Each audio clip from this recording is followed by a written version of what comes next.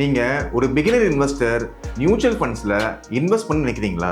இன்னைக்கு எல்லாரும் சொல்கிற சஜஷன் என்னன்னு பார்த்தீங்கன்னா, இண்டெக்ஸ் ஃபண்டில் இன்வெஸ்ட் பண்ணு, எக்ஸ்பென்ஸ் ரேஷியோ ரொம்ப கம்மியாக இருக்குது. நீங்கள் வெறும் இண்டெக்ஸ் ஃபண்டில் மட்டும் இன்வெஸ்ட் பண்ணிங்கன்னா என்ன ஆப்பர்ச்சுனிட்டி மிஸ் பண்ணுறீங்கன்றத இந்த வீடியோவில் டீட்டெயிலாக பார்க்கலாம். முக்கியமாக 2 இண்டெக்ஸ் நீங்கள் தெரிஞ்சுக்கணும். ஒன்று பிஎஸ்சி மூலியமா உள்ள சென்செக்ஸ் ஓல்டு இண்டெக்ஸ், அதாவது பாம்பே ஸ்டாக் எக்ஸ்சேஞ்சோடது சென்செக்ஸ். சென்செக்ஸ்னா சென்சிட்டிவ் இண்டெக்ஸ். டாப் 30 கம்பெனிஸில் இதை இன்வெஸ்ட் பண்ணுவாங்க.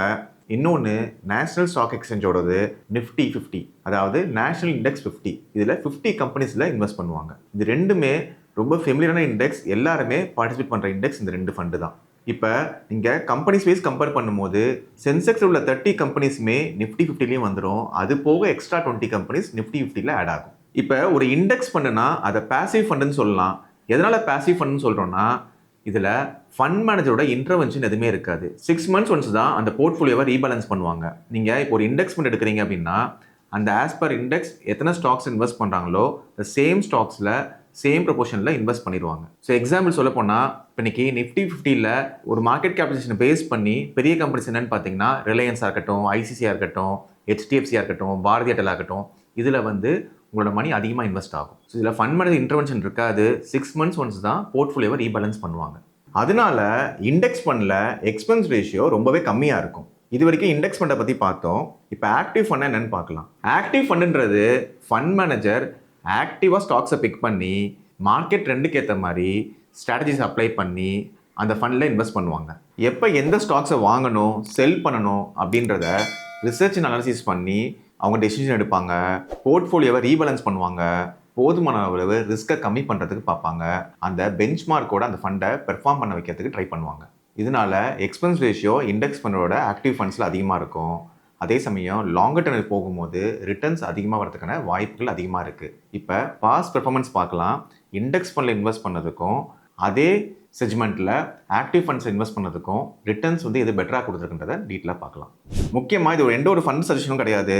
ஆக்டிவ் ஃபண்டுக்கும் இண்டெக்ஸ் ஃபண்டுக்கும் பெர்ஃபார்மன்ஸ் வைஸ் என்ன டிஃப்ரென்ஸ் இருக்குது அப்படின்றத அண்டர்ஸ்டாண்ட் பண்ணுறதுக்கு தான். Plus potential of growth active ஃபண்ட்ஸில் என்ன இருக்குன்றதை நீங்கள் அண்டர்ஸ்டாண்ட் பண்ணலாம். ஸ்டாக்ஸ் வைஸ் பார்க்கும்போது டாப் 500 கம்பெனிஸில் டாப் 100 கம்பெனிஸ் லார்ஜ் கேப்பில் வரும். அந்த லார்ஜ் கேப்பில் டாப் 50 கம்பெனிஸ் நிஃப்டி 50ன்னு சொல்லுவாங்க. நெக்ஸ்ட் 50 கம்பெனிஸ் நிஃப்டி நெக்ஸ்ட் 50ன்னு சொல்லுவாங்க. இப்போ ஒரு இண்டெக்ஸ் ஃபண்டுக்கும் ஒரு ஆக்டிவ் ஃபண்டுக்கும் நம்ம கம்பேரிசன் பார்க்கும்போது நீங்கள் 3 இதுவாக பிரிச்சுக்கணும். ஒன்று Nifty 50 index fund, Nifty next 50 index fund. அது ரெண்டுத்தையும் சேர்த்து உள்ள ஒரு large cap active funds. So நீங்கள் கம்பேரிசன் பார்க்கும்போது நிஃப்டி 50 என்ன ரிட்டர்ன்ஸ் கொடுத்துருக்கு, நிஃப்டி நெக்ஸ்ட் 50 என்ன ரிட்டர்ன்ஸ் கொடுத்துருக்கு, லார்ஜ் கேப் ஒரு டாப் 100 கம்பெனிஸும் இன்வெஸ்ட் பண்ணும்போது என்ன ரிட்டர்ன்ஸ் கொடுத்துருக்கு அப்படின்ற 3 கம்பேரிசன் நீங்கள் பார்க்கணும். ஸோ ஒரு இண்டெக்ஸ் ஃபண்டில் நிஃப்டி 50ல் நீங்கள் இன்வெஸ்ட் பண்ணுறீங்க. அப்படி இன்வெஸ்ட் பண்ணும்போது லாஸ்ட் 1 இயரில் 11% ரிட்டர்ன்ஸ் கொடுத்துருக்கு, 3 இயர்ஸில் 14% கொடுத்துருக்கு, 5 இயர்ஸ்லையும் 14% கொடுத்துருக்கு, 10 இயர்ஸ்லையும் 14% கொடுத்துருக்கு. ஆல்மோஸ்ட் எந்த நிஃப்டி 50 இண்டெக்ஸ் ஃபண்ட் எடுத்தாலும் பெர்ஃபார்மன்ஸ் ஒரே மாதிரி தான் இருக்கும். ஏன்னா சேம் கைண்ட் ஆஃப் ஸ்டாக்ஸ் தான் இன்வெஸ்ட் பண்ணுறாங்க. இதே நிஃப்டி நெக்ஸ்ட் 50 பார்த்தீங்கன்னா உங்களுக்கு 1 இயரில் 5% ரிட்டர்ன்ஸ் கொடுத்துருக்கு, 3 இயர்ஸில் ஆவரேஜாக 18% கொடுத்துருக்கு, 5 இயர்ஸில் 15% கொடுத்துருக்கு, 10 இயர்ஸில் ஒரே ஒரு ஃபண்டு தான் இருக்குது, 13% ரிட்டர்ன்ஸ் கொடுத்துருக்கு. இப்போ இதே நீங்கள் ஆக்டிவ் ஃபண்ட் லார்ஜ் கேப்பில் இன்வெஸ்ட் பண்ணுறீங்க. இந்த 2 இண்டெக்ஸையும் சேர்த்து டாப் 100 கம்பெனிஸ் இன்வெஸ்ட் பண்ணுவாங்க. அப்படி இன்வெஸ்ட் பண்ணும்போது 1 இயரில் ஆவரேஜ் பார்த்தீங்கன்னா 9 to 11% கொடுத்துருக்கு நிறைய ஃபண்ட்ஸ். 3 இயர்ஸில் 18%, 19%, 15% அந்த ரேஞ்சில் கொடுத்துருக்கு. 5 இயர்ஸில் 17, 19, 17, 15, 14 மாதிரி ரிட்டர்ன்ஸ் கொடுத்துருக்கு. இந்த 10 இயர்ஸில் பார்த்தீங்கன்னா நிறைய ஃபண்ட்ஸ் 14%, 15% மாதிரி ரிட்டர்ன்ஸ் கொடுத்துருக்கு. ஸோ உங்களுக்கு லாங் டேர்ம் போகும்போது ஆக்டிவ் ஃபண்ட்ஸ் பெட்டராக பெர்ஃபார்ம் பண்ணுது. இது வந்து ஒரு point to point returns last 1 year, 3 year, 5 year, 10 years performance. இதே நீங்கள் ஒரு எஸ்ஐபியாக மந்த்லி 10,000 rupees இன்வெஸ்ட் பண்ணுறீங்க, ஒரு சென்செக்ஸ் இண்டெக்ஸ் ஃபண்டில் இன்வெஸ்ட் பண்ணுறீங்க. லாஸ்ட் 5 இயர்ஸ் அப்படி இன்வெஸ்ட் பண்ணும்போது உங்களுக்கு ஆவரேஜாக 10.57லேருந்து 11.35% வரைக்கும் பெர்ஃபார்ம் பண்ணியிருக்கு. ஸோ அப்ராக்சிமேட்டாக 11% பெர்ஃபார்ம் பண்ணியிருக்கு. ஒரு 10,000 rupees எஸ்ஐபி அப்ராக்சிமேட்டாக 7.8 lakhs, 7.9 lakhs பெர்ஃபார்மன்ஸ் கொடுத்துருக்கு. இதே 10 இயர்ஸில் பார்க்கும்போது அப்ராக்சிமேட்டாக 23 lakhsலேருந்து 24 lakhs வரைக்கும் பெர்ஃபார்ம் பண்ணியிருக்கு.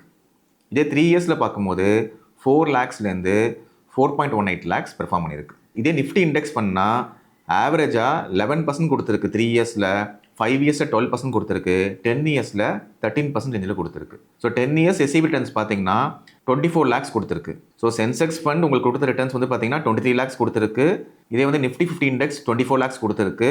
ஸோ இப்போ நீங்கள் இண்டெக்ஸ் ஃபண்டில் சென்செக்ஸில் இன்வெஸ்ட் பண்ணாலும் சரி, நிஃப்டி 50ல் இன்வெஸ்ட் பண்ணாலும் சரி, நிஃப்டி நெக்ஸ்ட் 50ல் இன்வெஸ்ட் பண்ணாலும் சரி, அப்ராக்சிமேட்டாக 10 இயர்ஸில் 24 lakhs தான் ரிட்டர்ன்ஸ் கொடுத்துருக்கு எஸ்ஐபியோட பெர்ஃபார்மன்ஸ்.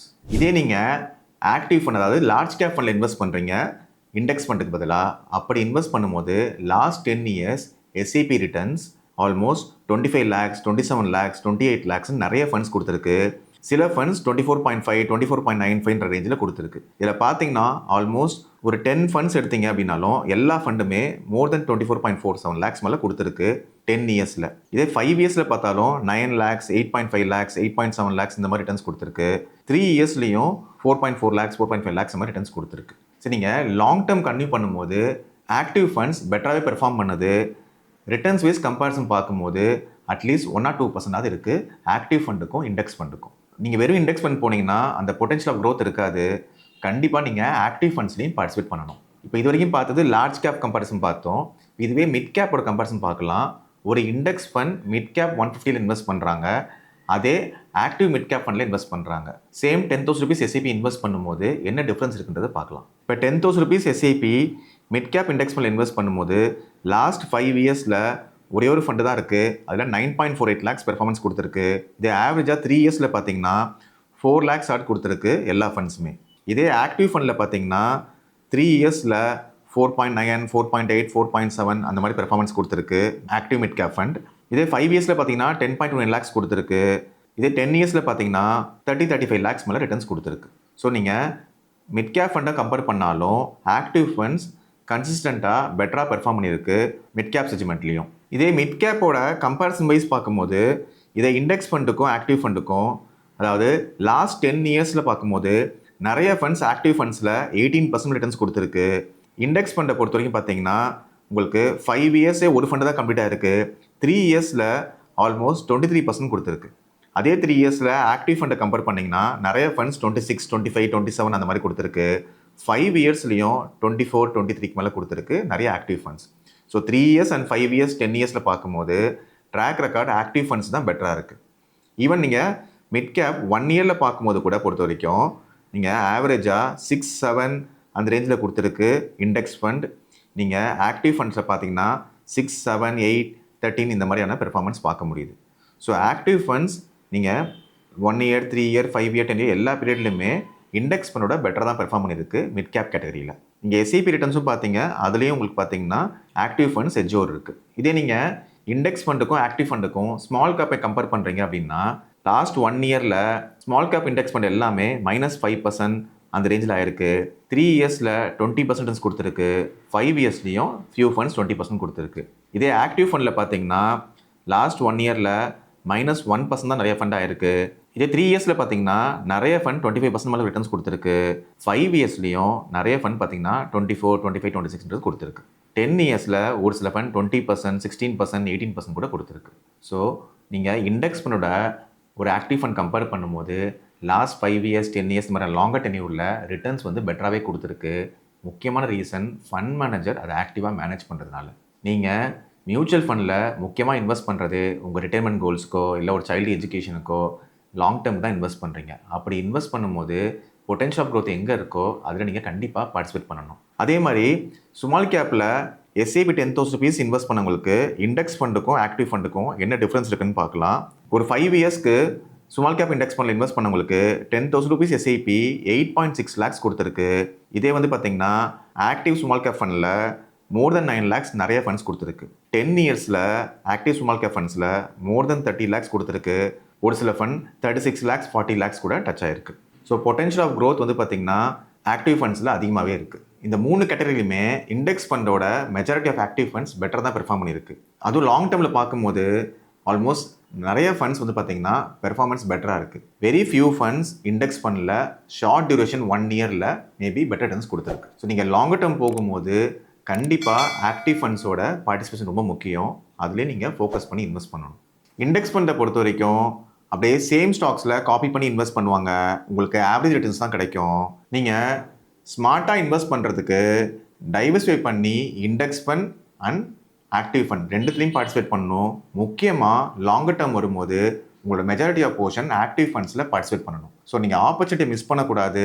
ஃபண்டை சூஸ் பண்ணும்போது ஸ்மார்ட்டாக டெசிஷன் எடுங்க. உங்களுக்கு பர்சனலைஸ் கன்சல்டேஷன் வேணும்னா என்னோட சேனலை ஃபாலோ பண்ணுங்கள்.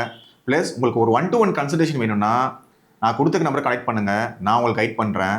ஆல்ரெடி நிறைய பேரோட போர்ட்ஃபோலியோவை ஹேண்டில் பண்ணிகிட்ருக்கேன். உங்களுக்கு ஒரு ரிட்டையர்மெண்ட்டுக்காக பிளான் பண்ணணும், இல்லை ஒரு கஸ்டமைஸ் சைல்டு எஜுகேஷன் வேணும், இந்த மாதிரியான ரெக்குயர்மெண்ட்ஸ்க்கு மியூச்சுவல் ஃபண்ட் மூலிமா எப்படி ஃபண்டை பிக் பண்ணணும், எப்படி லாங் டேர்முக்கு இன்வெஸ்ட் பண்ணணும், எப்படி போர்ட்ஃபோலியோ ரீபேலன்ஸ் பண்ணணும், இது எல்லாமே டீட்டெயிலாக பிளான் பண்ணி கொடுக்க முடியும். உங்களுக்கு எனி ரெக்குயர்மெண்ட்ஸ் இருந்துச்சுன்னா இந்த நம்பரை கால் பண்ணுங்கள். நான் உங்களுக்கு கைட் பண்ணுறேன். Myself Deepak Gokul, certified chartered wealth manager. Thank you.